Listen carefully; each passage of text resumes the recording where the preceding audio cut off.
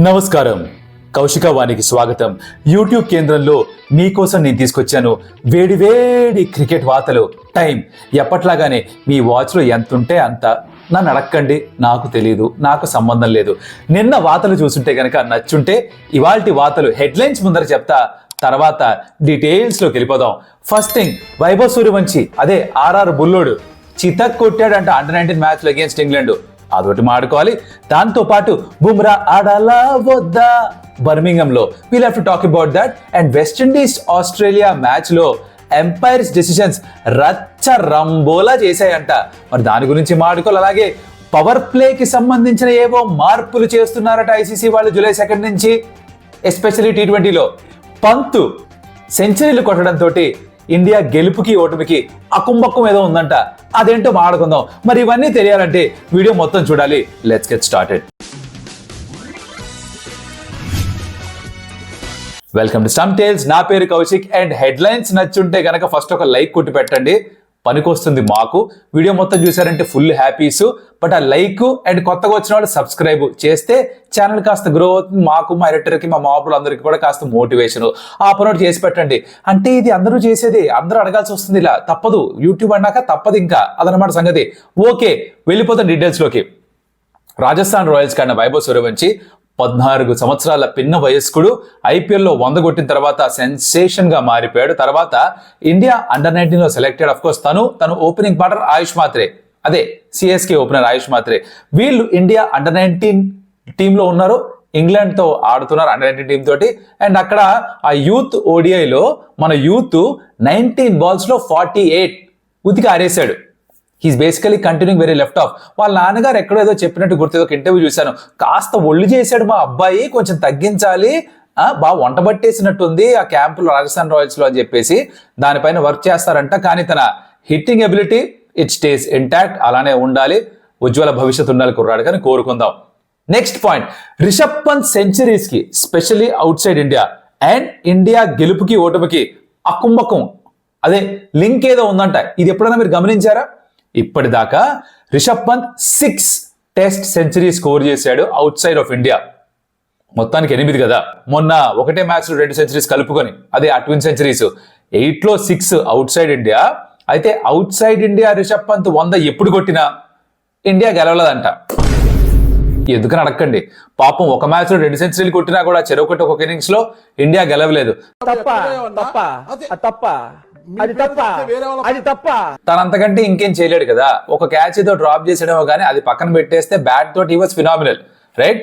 ఒకటే ఏమన్నా అడగచ్చు అంటే భయ్యా 180 దగ్గరకు వచ్చిన తర్వాత షార్ట్ కొట్టి అవుట్ అవ్వకు, వెనకాల కింద ఉన్న వాళ్ళు వెనక బ్యాక్ సైడ్ పెద్ద హోల్ ఉంది, ఇది హోల్ కాలేజ్ లాగా ఉంది, ఎవరు సరిగ్గా ఆడట్లేదు కాబట్టి టైలెండర్స్ నువ్వే కుదిరినంతసేపు పెద్ద మనసు చేసుకొని బాగా ఆడాలి, 150, 160, 170 నువ్వే కొట్టాలని కోరుకోలేమో. కానీ 100 కొట్టినా కూడా గెలవకపోవడం 7 సందర్భాల్లో, అదే 6 సందర్భాల్లో నాకెక్కడా బోధపడట్లేదు. మీకు మరి చెప్పాలి, మీరు కూడా ఏమనుకున్నారు దీని గురించి. It's a very weird stat to have. ఇలా చాలా తక్కువ మందికి ఉంటుంది పాపం. Rishabh Pant, I hope you get a century and India wins next game లో. And speaking of next game, ఇది బర్మింగం లో జరగబోతోంది. Most important question Indian team కి, బుమ్రా ఆడాలా వద్దా అని ఒక డౌట్ ఉంది. అయితే ఫస్ట్ మ్యాచ్ హెడింగ్లీలో usually north of England start చేశారు కాబట్టి స్వింగింగ్ కండిషన్స్ ఉంటాయి అనుకున్నారు, అలా లేవు. మనోడు ఫస్ట్ ఇన్నింగ్స్ లో 25 ఓవర్లు, రెండో ఇన్నింగ్స్ లో 19 ఓవర్స్ వేసాడు, హెవీ వర్క్ లోడ్ తీసుకున్నాడు.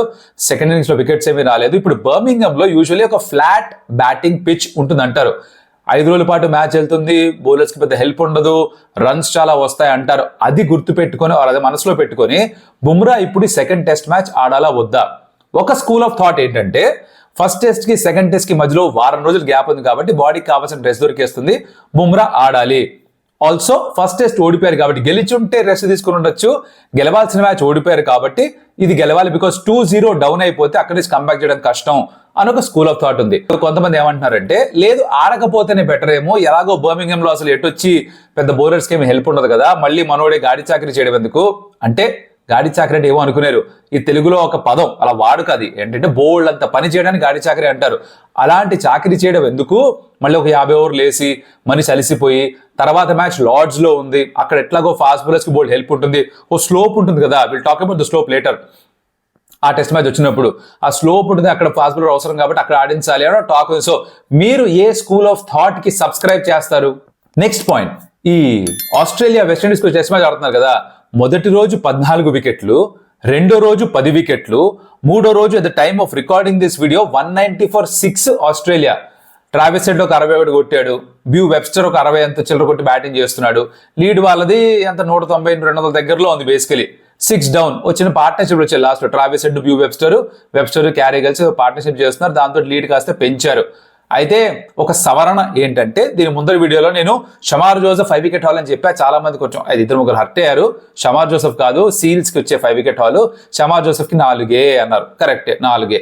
రెండో ఇన్నింగ్స్ లో పడ్డ 6లో ఒకటి తీసుకున్నాడు, మొత్తం కలిపి 5 అయిపోయింది. బాలవాక్ బ్రహ్మవాక్ అంటారు కదా, ఊరికే అనరు. అలా కవర్ అయిపోయింది. బట్ ఎస్, సవరణ, తప్పులు చేసినప్పుడు ఒప్పేసుకుంటాం. Thank you so much for correcting మీ.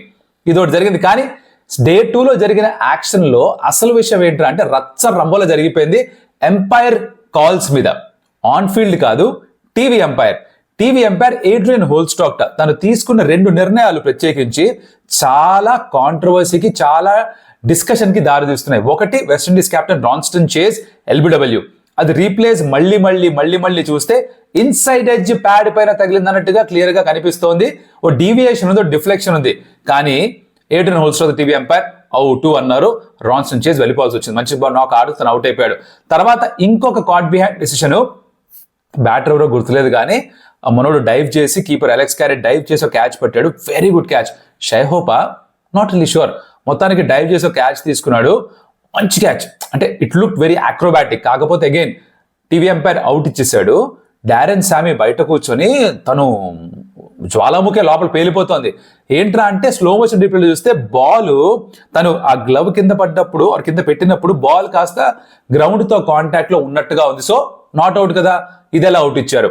ఇప్పుడు మా కెప్టెన్ కి అవుట్ ఇచ్చి, ఇలా ఇంకొక బ్యాటర్ కి అవుట్ ఇచ్చి మాకు అన్యాయం జరిగిపోతుందని చెప్పేసి మ్యాచ్ రెఫరీ జవగల్ శ్రీనాథ్ దగ్గరికి కోచ్ వెళ్ళారట. వెళ్ళి, బాబు మీరే న్యాయం చెప్పాలి, మీరే పెద్దరాయుడు, మాకు ఇలా చేస్తున్నారు, మొత్తం మ్యాచ్ అంతా ఇలానే చేస్తారా? ఇలా డౌట్ఫుల్ కాల్స్ బౌలర్ ఫేవర్ లోనే వెళ్తాయా ప్రతిసారి? యూజువల్లీ బెనిఫిట్ అవుట్ బ్యాటర్కి ఇవ్వాలంటారు కదా, మా కేసులో ఇవ్వలేదు కాబట్టి మరి మీరే న్యాయం చేసి మీరే దగ్గరుండి అవతల పక్క కూడా అలా డెసిషన్లు వచ్చినప్పుడు అక్కడ కూడా బౌలర్ సైడ్ ఆఫ్ వెళ్ళాలి అని మొరబెట్టుకున్నారంట. మరి ఆ మొరబెట్టుకుని ఎంతవరకు పనిచేస్తుందో తెలియదు. కానీ మ్యాచ్ ఏమైనప్పటికీ ఇది పెద్ద కాంట్రవర్సీ గాను, పెద్ద డిస్కషన్ పాయింట్ గాను మారిపోయింది టెస్ట్ మ్యాచ్ లో. కొన్ని రూల్స్ లో సవరణలు చేశారు అగైన్ ఐసీసీ. దీని ముందు వీళ్ళు కూడా చెప్పా, ఇంకొన్ని రూల్స్ ఉన్నాయి, దాన్ని కూడా మార్చారు. ఇక్కడ కూడా అన్ని కవర్ చేయట్లేదు, కొన్ని కవర్ చేస్తున్నా. నాకు బాగా ఇంట్రెస్టింగ్ అనిపించి కవర్ చేస్తున్నా. మొదటిది T20 ఫార్మాట్ కి వర్తిస్తుంది. July 2 నుంచి అమల్లోకి వస్తుంటా. ఇప్పుడు వర్షం కారణంగా 20 ఓవర్ మ్యాచ్ కుదించారు అనుకో, అప్పుడు ఏం చేస్తారు? పవర్ ప్లే ఓవర్స్ కూడా కుదిస్తారు, తగ్గిస్తారు కదా. అయితే యూజువల్ గా నియరెస్ట్ ఓవర్ కి రౌండ్ ఆఫ్ చేసేవారు. ఇంత ముందర అదే రౌండ్ ఫిగర్, కలేజాలు అంటారే, పాపకు రౌండ్ ఫిగర్ బాగా అలవాటు అయిపోయింది, బాగా అర్థమైపోయిందని, ఆ టైప్ లో నియరెస్ట్ ఓవర్ కి రౌండ్ ఆఫ్ చేసేవాళ్ళు పవర్ ప్లేని. కానీ ఇప్పుడు కొత్త రికమెండేషన్స్ ప్రకారం ఐసీసీ చెప్తుంది ఏంటంటే, నియరెస్ట్ ఓవర్ కి కాదు, నియరెస్ట్ బాల్ కి రౌండ్ ఆఫ్ చేయమనండి అని చెప్తున్నారంట. ఇది కొంచెం వినడానికి కొంచెం కష్టంగా ఉండదు, కాంప్లెక్స్ గా ఉంది. ఎగ్జాంపుల్ తో చెప్తే అర్థమైపోతుంది. యూజువల్ ఏంటంటే 20 ఓవర్ మ్యాచ్ లో 6 ఓవర్స్ పవర్ ప్లే, అప్రాక్సిమేట్ గా 30% of the overs power play. 30% figure గుర్తుపెట్టుకోండి. నౌ ఫర్ ఎగ్జాంపుల్, ఇప్పుడు వర్షం కారణంగా మ్యాచ్ 5 ఓవర్స్ అయిపోయింది అనుకుందాం, 5 ఓవర్స్ మ్యాచ్ మాత్రమే. అప్పుడు ఏం చేస్తారంటే 5 ఓవర్స్ అంటే కొంచెం మ్యాచ్ కావాలి, కంగారు అడగండి, టెన్షన్ అడగండి, నేను ఎక్స్ప్లెయిన్ చేస్తా. 5 ఓవర్స్ అంటే 30 బాల్స్. 30 బాల్స్ కి 30% ఎంత? మీరు క్యాట్ కోసం ప్రిపేర్ అయినా, జీమ్యాట్ కోసం ప్రిపేర్ అయినా, ఇది తెలుసు మీకు, ఈజీ ఫార్ములా. 30% ఉన్నప్పుడు నంబర్తో మల్టిప్లై చేస్తే వచ్చేస్తుంది. 3 and 3 9 బాల్స్ అనమాట. 30 బాల్స్ 30% 9 బాల్స్. ఓకే, అంటే 1.3 ఓవర్స్. సో ఇప్పుడు 5 ఓవర్స్ కనుక మ్యాచ్ కుదిస్తే 1.3 ఓవర్స్ కల్లా పవర్ ప్లే పూర్తయిపోతుంది. 9 బాల్స్ వేసిన తర్వాత ఫీల్డర్స్ వెనక్కి వెళ్ళిపోవచ్చంట. వెరైటీగా ఉంది కదా. కానీ ఇది ఆల్రెడీ ఇంగ్లాండ్ లో వాళ్ళ డొమెస్టిక్ కాంపిటీషన్ తో చేస్తున్నారంట. ఇలా ఓవర్ మధ్యలో ఫీల్డర్స్ వెనక్కి పంపించేసిన వల్ల పెద్ద కంగారేం జరగట్లేదు, వాళ్ళకి కింద మీద పడట్లేదు, కాబట్టి ఇంటర్నేషనల్ లో కూడా చేద్దామని చెప్తున్నారంట. ఇంతకుముందర బహుశా అది రౌండ్ ఆఫ్ చేసి 2 ఓవర్స్ కి చేస్తుండే వాళ్ళు, ఇప్పుడు 2 ఓవర్స్ కాదు 1.3కే చేయాలని ఫిక్స్ అయ్యారు. దీంతో పాటు ఇంకొక రూల్ కూడా వచ్చింది. అదేంటంటే డిఆర్ఎస్ లో రూల్ చేంజ్ ఒకటి వచ్చింది. For example, on field umpire caught behind ఇచ్చారు బ్యాట్స్మెన్ ని. ఓకే, బ్యాట్స్మెన్ రివ్యూ తీసుకున్నాడు. రివ్యూ తీసుకుని థర్డ్ ఎంపైర్ దగ్గరికి వెళ్ళినప్పుడు థర్డ్ ఎంపైర్ చూశారు దట్ ఓకే, బ్యాట్ కి ఎక్కడ తగలలేదు, ప్యాడ్ కి తగిలి కీపర్ దగ్గరికి వెళ్ళింది, కీపర్ క్యాచ్ పట్టేశాడు. కానీ బ్యాట్కి తగలేదు కాబట్టి నాట్ అవుట్. కాకపోతే ప్యాడ్కి తగిలింది కాబట్టి ఎల్బిడబ్ల్యూ చెక్ చేయాలిగా. మీకు డౌట్ వచ్చి ఉంటుంది, అరే కార్డ్ బిహైండ్ కదా అపీల్ చేస్తుంది, ఎల్బిడబ్ల్యూ చెక్ చేస్తున్నారని. బేసికలీ థర్డ్ అంపైర్ దగ్గరికి వెళ్తే అన్ని డిస్మిసల్స్ చెక్ చేస్తారు. ఫస్ట్ కార్డ్ బిహైండ్ చూస్తారు, కాదనుకున్నారు, ప్యాడ్ తగిలింది, ఎల్బిడబ్ల్యూ కోసం చూస్తారు. కాకపోతే ఆ ఎల్బిడబ్ల్యూ కోసం చూసినప్పుడు ఎంపైర్స్ కాల్ ఒకటి ఏడుస్తుంది కదా మనకి ఎల్బిడబ్ల్యూలో, డిఆర్ఎస్లో. ఆ ఎంపైర్స్ కాల్ బికాస్ ఆ కార్డ్ బిహైండ్ నాట్ అవుట్ కాబట్టి by default umpire's call not out ఉంటుంది అనమాట. సో ఫర్ ఎగ్జాంపుల్ ఇంపాక్ట్ కానీ హిట్ ఇన్ ద సమ్స్ కానీ ఎంపైర్స్ కాల్ అయిందనుకో, ఆ ఎల్బిడబ్ల్యూ రివ్యూ చేస్తున్నప్పుడు డిఫాల్ట్ డెసిషన్ నాట్ అవుట్ ఉంది కాబట్టి ఇక్కడ కూడా ఎంపైర్స్ కాల్ నాట్ అవుట్ అయిపోతుందంట. ఇది యాజ్ ఆఫ్ నో ఉన్న రూల్.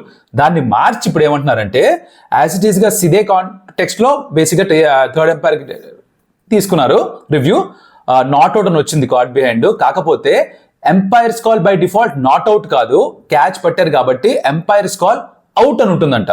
సో ఎల్బిడబ్ల్యూ చెక్ చేస్తున్నప్పుడు ప్యాడ్కి తగిలిన ఇంపాక్ట్ కావచ్చు, హిట్టింగ్ ద స్టంప్స్ కావచ్చు, ఒకవేళ ఎంపైర్స్ కాల్ అయితే అవుట్ గానే నిలుస్తుంది. బికాస్ డిఫాల్ట్ డెసిషన్ అవుట్ గా ఉంటుంది. సో ఇంతకు ముందర డిఫాల్ట్ డెసిషన్ నాట్ అవుట్ ఉండింది కాబట్టి అక్కడ ఎంపైర్స్ కాల్ వస్తే నాట్ అవుట్. ఇప్పుడు రూల్ మార్చిన తర్వాత డిఫాల్ట్ అవుట్ ఉంది కాబట్టి ఎంపైర్స్ కాల్ గా ఎల్బిడబ్ల్యూలో వస్తే it will still remain as out. కొంచెం కన్ఫ్యూజన్ అనిపిస్తే మళ్ళీ వెనక్కి చూడండి, 2 సార్లు 3 సార్లు చూస్తే అర్థమైపోతుంది. మన వీడియోనే ఏం కాదు, వెనక్కి ఎవరికి చెప్పక్కర్లా. ఇంకా అర్థం కాకపోతే కింద కమెంట్స్లో పెట్టండి, అర్థం కాలేదు భయ్య మళ్ళీ ఒకసారి ఎగ్జాంపుల్తో నీట్గా కొంచెం సాగదీసి లాంగ్ అయినా పర్లేదు చెప్పు అంటారా, కింద కమెంట్లో చెప్పండి. ఇనఫ్ ఇంట్రెస్ట్ ఉంటే మళ్ళీ ఇంకో వీడియో చేస్తా. ఇంకొన్ని రూల్స్ ఉన్నాయి, నెక్స్ట్ వీడియోకి పెట్టుకుందాం. ఇప్పటికే వీడియో లెంత్ ఎక్కువైంది. వీడియో మొత్తం చూస్తుంటే హైఫై, మీరు చాలా మంచోళ్ళు. అలాగే లైక్ కూడా కొట్టేస్తే ఇంకా మంచోళ్ళు అయిపోతారు. అలాగే కొత్త వాళ్ళు ఎవరైనా సబ్స్క్రైబ్ చేసుకుంటే మరీ మంచోళ్ళు అయిపోతారు. ఇంత మంచితనం చూపిస్తుంటే మేము తట్టుకోలేకపోతే తబ్బిబ్బు అయిపోతున్నాం. కానీ thank you so much for that. వచ్చే వీడియోలో మళ్ళీ కలుస్తా. అప్పుడు దాకా సెలవు మరి. అదియోస్ అమిగోస్.